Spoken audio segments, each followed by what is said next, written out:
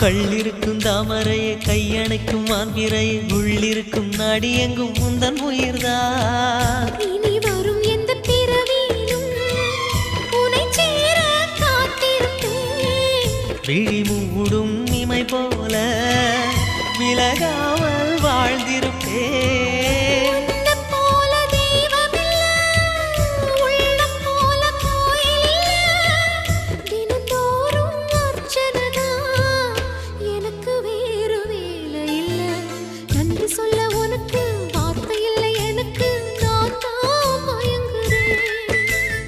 என்னுடைய மனச தந்துவிட்ட பிறகும் ஏம்மா கலங்குற?